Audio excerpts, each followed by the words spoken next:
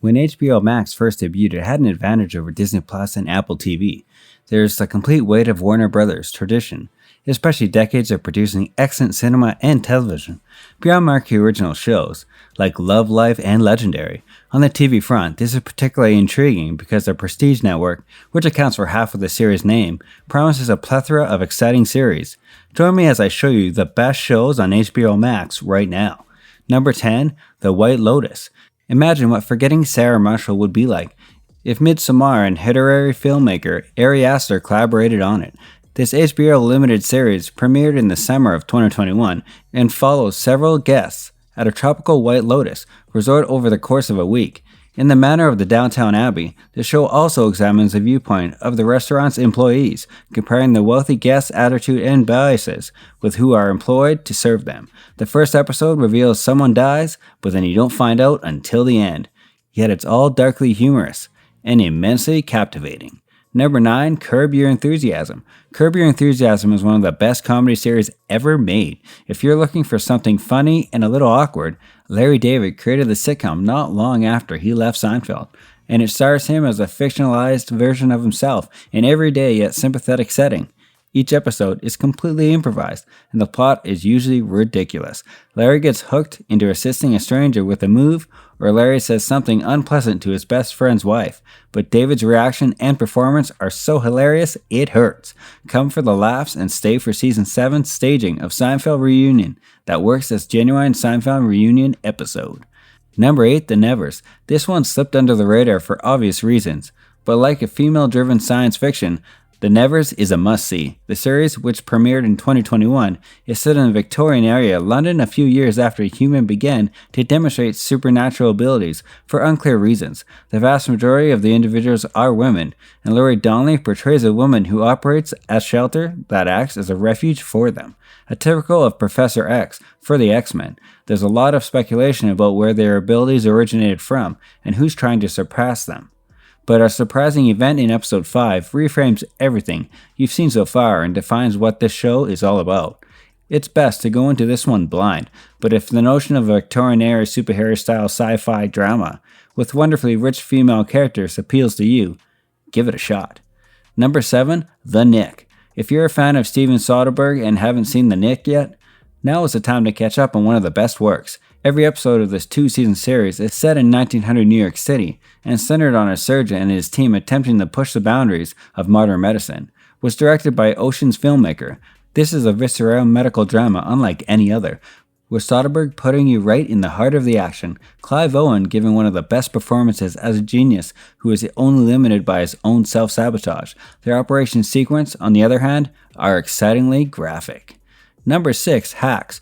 Check out Hacks if you're interested in a female-friendly comedy series set in the realm of stand-up comedy that explores the generation difference between Gen Z, millennials, and boomers, and starts off the greatest actresses of all time. The show comes with the same people who brought you Broad City, but it's a lot more grounded, as it centers on the 20-something burgeoning comedy writer, Hannah Embinder, who gets cancelled for a tweet and is forced to take the only job available, working with former TV star and stand-up Gene Smart, who's now doing regular gigs in Las Vegas for a much older crowd. The connection and banter between Embinder and Smart is amazing and hilarious, and the show can seamlessly go from biting dark humor and wit to raw emotion on the fly, with Smart providing a great portrayal as a lady who has been through the ringer and has found a way to survive and thrive. This HBO Max original is hilarious, but it also has a lot of heart and gripping centralized tale. And it's already been renewed for a second season.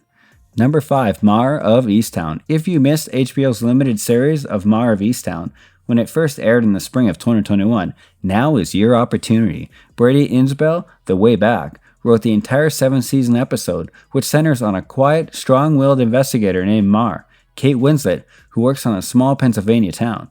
When a little girl is murdered, the story jumps to a higher gear, and the series revolves around investigating the mystery. But what distinguishes Mare of Easttown from other murder mystery series is the depth, complexity, and richness of all the characters, to the point where you care about what happens to each and every one of them. Mare's personal trauma informs her decision, therefore, the season, and the conclusion, which is notoriously difficult to nail in dramas like this, is no exception. It is simply one of the best murder mystery shows in recent memory, and 7 hours of your time is well spent. Number 4, The Flight Attendant. The Flight Attendant is not just the best HBO Max original series to date, but it's also one of the best television shows of 2020. Kaylee Kuko stars as a flight attendant who has one affair with one of their customers, only to wake up next morning to discover his throat cut. Rather than asking for help, she cleans it up and flees, putting in motion a chain of events that will place her, her friends, and her family in grave danger. Whether the mystery is gripping, Kuko's portrayal of alcoholic in denial provides a dramatic character journey for her. Kuko is fantastic in the character as she spirals and battles her own demons, while also battling her life and trying to solve this mystery. This 7-episode limited series is simple and enjoyable. Binge watch. Number 3, Perry Mason. If you enjoyed film noir, detective stories, and courtroom dramas, HBO takes on Perry Mason. Might be for you. This fresh take on the legendary TV show serves as sort of a Genesis tale for the titular lawyer, as Matthew Rhines portrays Mason as a washed-up private eye, who over season 1 becomes engrossed in a mystery involving the murder of a child, leading him down some perilous pathways.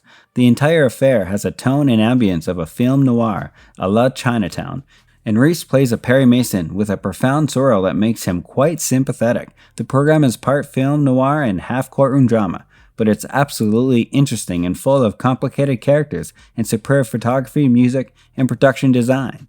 Number 2, Raised by Wolves. You'll know whether or not Raised by Wolves is for you by the end of the first episode, but one thing is certain: you won't be prepared for how bizarre this sci-fi series becomes. The show follows a pair of androids that land on a faraway planet with packed embryos and the stated mission of recreating humanity in the Riley Scott-directed plot, which rips through a season's worth of material in 1 hour.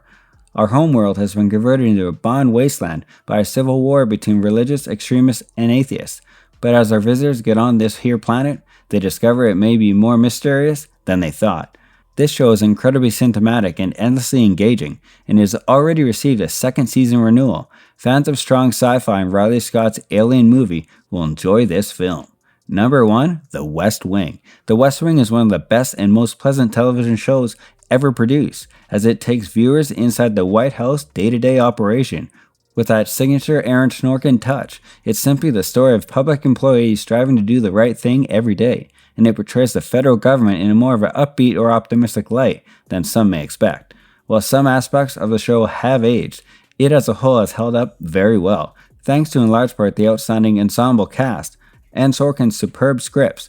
He wrote every episode for the first 4 seasons. If you haven't seen The West Wing yet, this is a fantastic time to do so. It's fun, intriguing, mostly feel-good drama. So what can you say about the best shows on HBO Max right now? Let us know in the comment section below. Thanks for watching. See you in the next video.